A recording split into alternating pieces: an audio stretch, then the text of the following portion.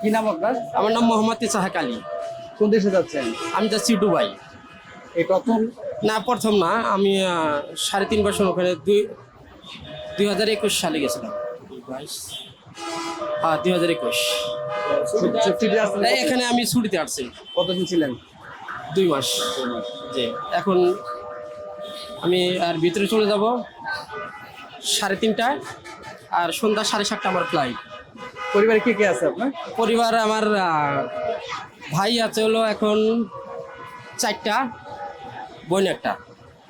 আমার মা, আমার বোন আর ওই। এখন ছুটি কি পরিস্থিতি শুনতেছি তো?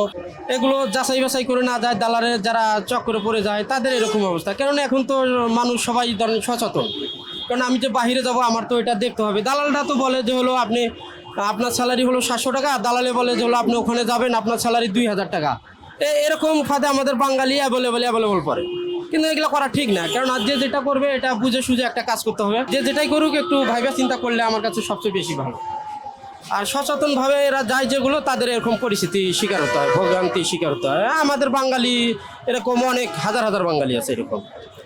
কেউ ধরেন যা বলে যে হলো কোম্পানির কথা বলার পর যা আপনার ফ্রি ভিসায় কাজ লাগায়, ওইগুলো তো হয় না। তো এরকম মানসিক চাপ উপরে হয়তো মানুষের বিভিন্ন ধরনের বিভিন্ন অ্যাবিলিটি সংসার পরিবারের ব্যাপারে ধরেন এমনও গরিব লোক আছে, ধরেন ওদের সংসার খরচে হলো আপনার 3জন লোক আছে, ওদের আপনার ক্যাশ পাতি হলো মাত্র 1 লাখ, আর 2 লাখ টাকা লাভে সুদের উপর টাকা পয়সা এগুলো নিয়ে যাওয়া পরে লাস্টে ওরা এগুলো আর করতে পারে না। লাস্ট পর্যায়ে দালালের ফকের উপরে এরকম হয়। আছে হাজার বাঙালি আমাদের ওইখানে এই পরিস্থিতি।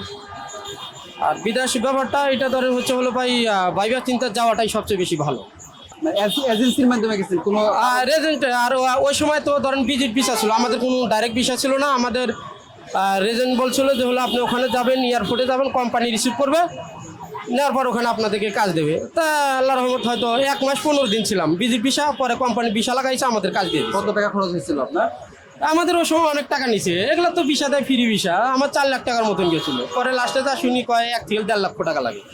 তার মানে আপনি এজেন্সির মাধ্যমে গেছেন? এজেন্সির মাধ্যমে। ধন্যবাদ আপনাকে সময় দেওয়ার জন্য। ওকে ভাই, থ্যাংক ইউ। আল্লাহ। সুপ্রিয় দর্শক মণ্ডলী, দেশ বিদেশে যারা দেখছেন প্রবাসী টিভি, তাদেরকে আমরা দেখানোর চেষ্টা করতেছি যে যারা এখন বিদেশগামী নতুন যারা, এবং যারা দীর্ঘ বছর বিদেশ থেকে এসে আবার ছুটিতে বাংলাদেশে থেকে চলে যাচ্ছে, তাদের কাছ থেকে আমরা চেষ্টা করি তাদের কথাগুলো শোনার জন্য, যে দেশের বাইরে এখন কি পরিস্থিতি। অভিজ্ঞতার আলোকে তারাও জানায় যেটা আমাদেরকে প্রবাসী টিভির মাধ্যমে, যে বিদেশগামী যারা নতুন যাচ্ছে তাদেরকে অবশ্যই কাজ জেনে অভিজ্ঞতা থাকতে হবে, তাহলে বিদেশে কাজ করতে ওনাদের সুবিধা হবে।